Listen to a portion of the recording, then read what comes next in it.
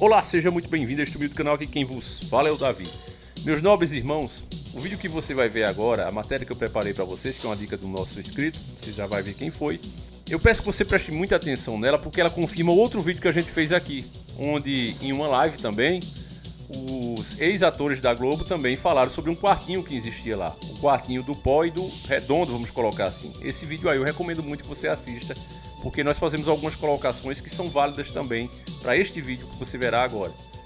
E eu quero, antes de começar o vídeo, te dizer por que essas revelações estão acontecendo, já para que você já fique ciente. Isso está aparecendo agora porque a Globo ela tem perdido muita audiência.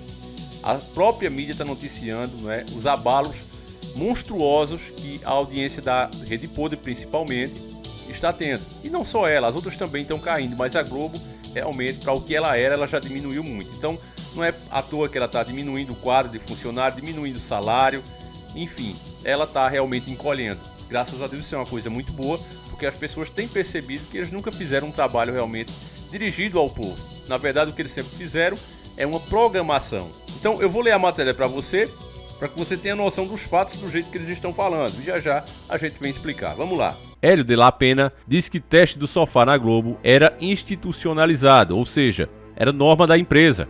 Todos tinham que participar. A matéria foi nos enviada pelo nosso veterano aqui nas dicas, Alexandre dos Santos Silva. Desde já fica o nosso agradecimento mais uma vez a esse irmão de fé e batalha, a matéria de 8/7/2021. O ator Hélio de la Pena, ex-integrante do extinto humorístico Cacete e Planeta, disse que o teste do sofá eram comuns nos bastidores da Globo e que certos diretores e produtores da emissora assediavam intimamente algumas mulheres que tinham interesse em fazer figuração nas produções da empresa. Em entrevista ao podcast Inteligência Uteda, o comediante declarou que nunca chegou a presenciar um ato do tipo, mas que ouviu falar sobre esses episódios que, segundo ele, eram corriqueiros. Tinha uma coisa assim que era o tal do teste do sofá. Para a menina fazer uma figuração, os diretores e os produtores assediavam. Eu não via, mas ouvia falar e era corriqueiro. Pô, tinha produtor que tinha contato com cafetina e botava as meninas como figuração.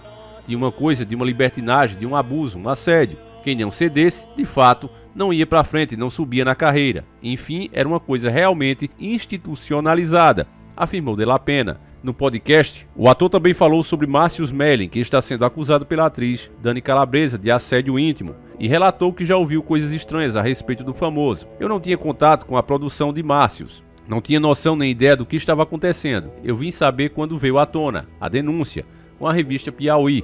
Depois, conversando com alguns amigos lá dentro, me falaram que era isso mesmo, que a coisa era estranha, relatou. No ano passado, quando a denúncia do suposto assédio veio à tona, Márcio Smelling, em entrevista ao UOL, negou as acusações e afirmou que já foi um homem tóxico, mas jamais tive relação que não foi consensual. Por fim, Hélio de la Pena disse que esse comportamento abusivo por parte de alguns produtores e diretores só mudou com a nova política da Globo, o que implicou na demissão de várias pessoas. Eles foram atrás e demitiram os produtores que faziam esse tipo de jogada, tentando criar um ambiente mais profissional, mais correto e mais decente para a televisão. Algumas pessoas até estranharam um pouco e falaram: ué, mas isso não é mais televisão, completou.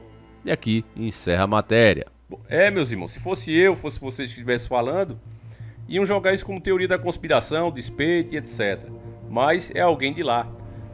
Mesmo ele ficando assim meio, não, eu ouvia falar, agora que eu tô tendo a certeza e não sei o que, esses caras sabiam muito bem, meus irmãos, o que acontecia ali. Não vou dizer que ele fazia isso, mas muitos deles praticavam também esses atos. Olha, você quer aparecer? Tem que ficar comigo. É por isso também que se explica esse combate todo, esse ódio contra a família tradicional. Porque a família tradicional, de moral, de bons costumes, ela sempre foi contra esse tipo de prática. Veja bem, antigamente, uma moça dizer que queria ser atriz era mesmo que ela queria dizer que ia ser uma menina que ia vender o corpo. Era praticamente a mesma coisa antigamente, anos 70, por aí. Porque as famílias tradicionais, o mundo era menor, vamos dizer assim, elas sabiam muito bem as práticas desses diretores, dessa produção, o que é que aquelas meninas, os rapazes jovens tinham que se submeter, ficando com pessoas bem mais idosas do que elas. Lembra aquelas cantoras mirins, aquelas menininhas que tinham sucesso, que cantavam, né, iam com aquelas sainhas? Tem uma delas mesmo, se eu não me engano, é a do Balão Mágico. E ela falando que ela era forçada a sentar no colo, né? Se você me entende, sentar no colo dos diretores, dos produtores, dos grandes empresários. Entende, irmão? E elas falam disso constrangidas e com medo. Inclusive ela fala, não vou falar muito porque isso ia dar muito rolo para as pessoas. E essas pessoas ainda são poderosas. Então, isso também explica por que está aparecendo. Conforme a Globo diminui o seu tamanho, mais e mais pessoas que hoje não dependem mais dela vão ter mais coragem para falar. Então vocês não se surpreendam, como eu também já falei isso em outro vídeo, que cada vez mais e mais ex-atores, ex-artistas dessa rede venham falar sobre o que ela realmente é. Principalmente aqueles que estão de fora de toda a mídia. Porque, como eu estou dizendo, meus irmãos, a mídia é uma coisa só. Entende? Muda a administração Globo, a administração SBT, mas todos têm aquele modo operante de trabalhar. Então, para o cara vir chegar de fato a falar, ele tem que estar independente de toda a mídia. Porque ele sabe, se ele fala da Globo, ele perde o contrato em todas as outras. Veja o Jô Soares mesmo, um cara que sempre manteve a sua audiência, um cara que eu acho um dos mais inteligentes da TV, e não teve espaço para ele. Mesmo ele querendo ir pro SBT, não abriram. Porque o fato de Silvio Santos acolher ele de volta seria uma afronta à Globo. Então, não, deixa o cara de fora, porque a Globo quer que ele fique de fora. Então esse tipo de coisa sempre foi prática da mídia, a perseguição. E aí todo esse ataque que eles fazem à família é justamente por isso, porque desde o começo, a família, o carinho que um pai tem com a filha, com um filho, a mãe tem esse carinho, esse amor, de protegê-los de tudo que é ruim, que no futuro, mesmo que consiga o papel, veja aí quantos deles, que eles, é uma coisa que também eles não falam, coloca lá, fulano infartou. E aí você vai ver o porquê, né? Você vai conversar com as pessoas nos bastidores e você escuta, não, isso aí foi overdose, isso aí foi pó demais. Quer dizer, como é que a pessoa tá bem e precisa recorrer às drogas? Então ela não tá bem. E esse tipo de coisa era abafada, entende? E é abafada até hoje. Qualquer pai e mãe quer o bem pro seu filho e ficava contra isso, desde o começo. E essas pessoas, meus irmãos, que se submetem a essas coisas, a essas práticas, a essas vontades ilícitas desse pessoal, no futuro, mesmo que ela ganhe fama, poder, ela vai se tornar tão podre quanto eles. E no final das contas, Deus colocou em cada um de nós uma coisa chamada consciência. Fica aquela vozinha, sabe? Você tem tudo, tem dinheiro, tem o carro do ano, tem a fama, tem os fãs. Cara, isso não te faz feliz. Sabe? Não te faz feliz, meus irmãos. Eu, com as pouquinhas coisas que eu tenho, família, eu sou tão feliz que eu faço questão aqui de gravar, mostrar pra vocês. Porque eu realmente tô feliz, meus irmãos. Porque foi bem adquirido, foi trabalhando, foi com suor. Sabe? Eu não me envergonho, eu mostro placa, eu mostro tudo, mano. Mostro onde eu moro, eu mostro tudo pra vocês. Por quê? Porque eu não preciso me esconder. Tudo foi com muito trabalho, tudo foi com muito suor. Você vem aqui na minha cidade, você pode perguntar sobre mim. E todos que me conhecem vão te dar boas informações. Então, quando você consegue alguma coisa que você desejava muito, com o suor do seu rosto, sabendo que foi Deus que te guiou pelo caminho para chegar até aquilo, cara, a alegria é muito grande. E eu digo para você jovem, para você que também quer ter os seus sonhos, não pegue atalho não, irmão. Não vá pelo caminho ilícito, não vá pelo caminho, mas assim eu vou conseguir avançar. Porque você vai de fato avançar. Mas você mesmo não vai se sentir bem com essas coisas, você não vai ter alegria que até coisas menores do que você possa ter, sei lá, tu vai conseguir um iate, vai conseguir um helicóptero.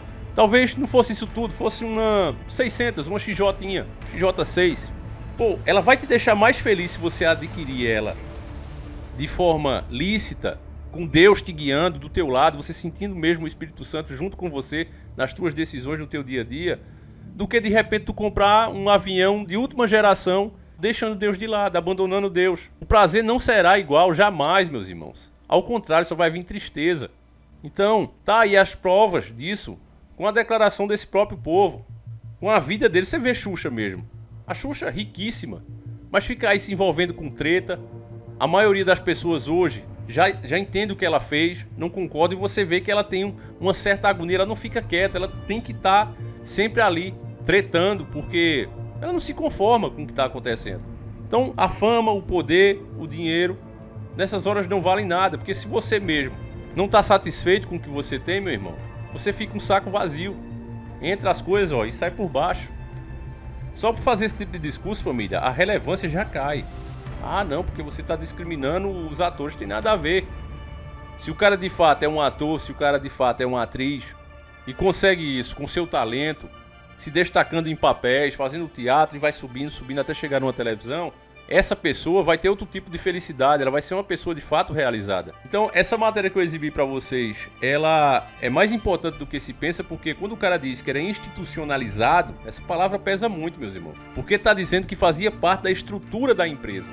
Ou você passava por aquilo ali, a submissão a essas pessoas, ou simplesmente não entrava, não crescia.